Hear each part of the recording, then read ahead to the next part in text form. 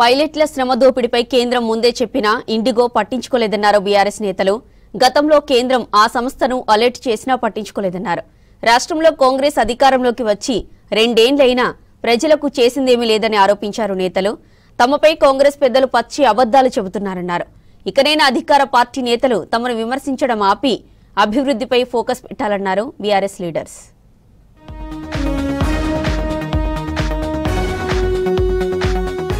IndiGo సంక్షోభంపై స్పందించారు మాజీ మంత్రి కేటీఆర్.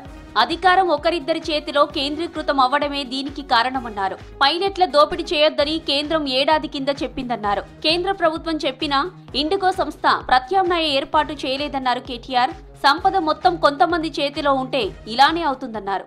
ఒకటి టాటా, ఇంకోటి ఇండిగో, వాళ్ళ చేతిలోకి పోయింది దేశం. వాళ్ళు ఇప్పుడు ఎస్ అంటే ఎస్, నో అంటే నో. ఆఖరికి ఏమైంది తెలుసా? 5 రోజుల తర్వాత కేంద్ర ప్రభుత్వం మేల్కొని వాళ్ళు ఇచ్చిన ఆర్డర్ వాళ్ళే వెనక్కి తీసుకుని తీయాలి. వాళ్ళు ఏ ఆర్డర్ అయితే ఇచ్చిరో, ఇండిగో వాడు మారలే, ప్రైవేట్ వాడు దిగిరాలే. నేను తప్పు చేసినా ఒప్పుకుంటలేడు. వానికి ఫైన్ వేసే దమ్ము లేదు ప్రభుత్వానికి. ఏమైంది ఆఖరికి? ప్రభుత్వం ఇచ్చిన ఆర్డర్ ప్రభుత్వం వెనక్కి తీసుకొని ఇంకొక టైం ఇస్తాము అని చెప్పి తగ్గక తప్పని పరిస్థితి వచ్చింది. ఏమవుతుంది? శక్తి మొత్తం, సంపద మొత్తం కొంతమంది చేతుల్లో కేంద్రీకృతం అయితే అంటే ఒక గిది అవుతుంది. పోర్టులు, సీ పోర్టులు, రైల్వేలు మొత్తం ఇచ్చేస్తే ప్రైవేటులకు, అది కొంతమంది చేతుల్లోనే ఉంటే వాడు మునిగితే మొత్తం దేశం మునుగుతుంది. దానికి గొప్ప ఉదాహరణ ఇవాళ మన కళ్ళ ముంగటనే కనబడతా ఉంది. బాధ్యతాయుతమైన సీఎం పదవిలో ఉన్న రేవంత్ రెడ్డిలో మార్పు రావట్లేదన్నారు మాజీ మంత్రి హరీష్ రావు. 2 ఏళ్లుగా కేసీఆర్ మీద, బీఆర్ఎస్ మీద పడి ఏడవడం తప్ప వారు చేసిందేమీ లేదన్నారు. బీఆర్ఎస్ హయాంలో ఒక్క రేషన్ కార్డు ఇవ్వలేదని రేవంత్ రెడ్డి పచ్చి అబద్ధం చెబుతున్నారని ఫైర్ అయ్యారు.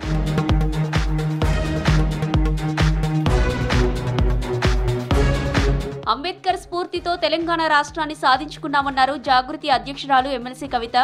అంబేద్కర్ ఆశయ సాధన కోసం ప్రజాస్వామ్యవాదులందరం ప్రయత్నం చేస్తున్నామన్నారు.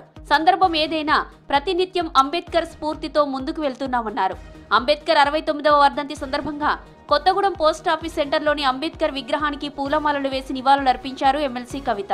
మరి రాష్ట్రంలో ప్రజాస్వామ్యవాదులందరం కూడా ఏకమై పోరాటం చేసిన అది బాబాసాహెబ్ గారు మనకిచ్చినటువంటి స్ఫూర్తి అని మనస్ఫూర్తిగా నమ్మేటటువంటి వ్యక్తిని మీ అందరికీ తెలుసు. తెలంగాణ జాగృతి ఉమ్మడి రాష్ట్రంలో కూడా అంబేద్కర్ గారి విగ్రహాన్ని అసెంబ్లీలో పెట్టాలని డిమాండ్ చేసి, పోరాటం చేసి, దీక్ష చేసి సాధించిన విషయం కూడా ప్రజలందరికీ తెలిసిన విషయమే. ఆ స్ఫూర్తితోనే ఇవాళ తెలంగాణ జాగృతి ముందుకెళ్తుంది, పనిచేస్తుంది. అన్ని రంగాల్లో ప్రతి ఒక్కరం ఉండాలి, సామాజిక తెలంగాణ సాధించాలనే స్ఫూర్తితోని జాగృతి ముందుకెళ్తుందన్న విషయాన్ని మరొకసారి తెలియజేస్తూ, మరి ఈ సందర్భంలో అందరం కలిసికట్టుగా రాష్ట్రాన్ని అభివృద్ధి చేసుకోవాలి, సామాజిక తెలంగాణ సాధించాలని కోరుతున్నాను. పంచాయతీల్లో మెజారిటీ సీట్లు బీఆర్ఎస్ గెలుస్తుందన్నారు ఆ పార్టీ నేతలు.